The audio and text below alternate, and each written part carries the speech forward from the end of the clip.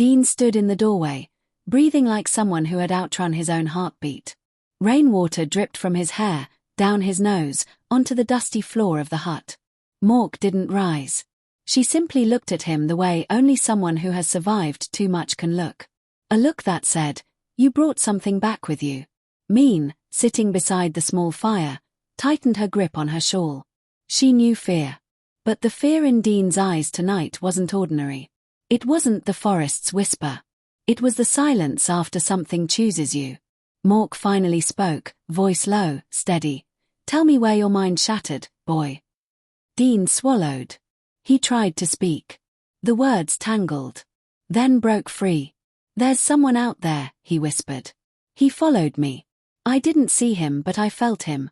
Every step I took he was closer. Like he knew where I'd end up." Mork nodded once, slow. "You always end up where you fear most." Dean looked at her, confused. Mean kept glancing between them, her breath shallow. Mork continued, her voice almost a murmur. "The forest does not pick its victims.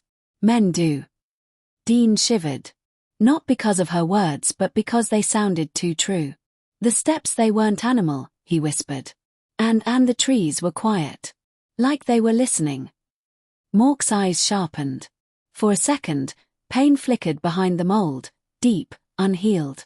"It is the same," she said. "The same feeling I knew 30 years ago."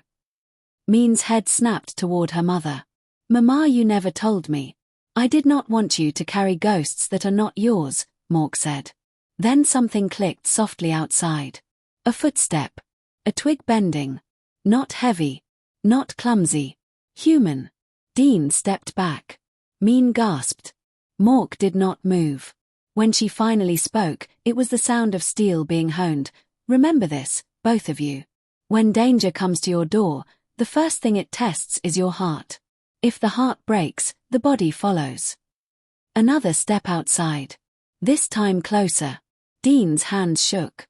Mean covered her mouth. Mork slowly reached under the mat she sat on. Dean stared.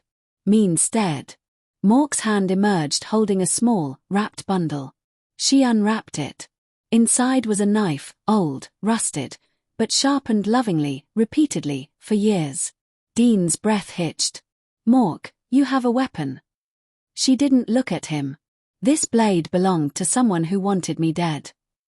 A soft knock. Once. Twice. Too gentle. Too knowing. Dean froze. Mean trembled. Mork didn't blink.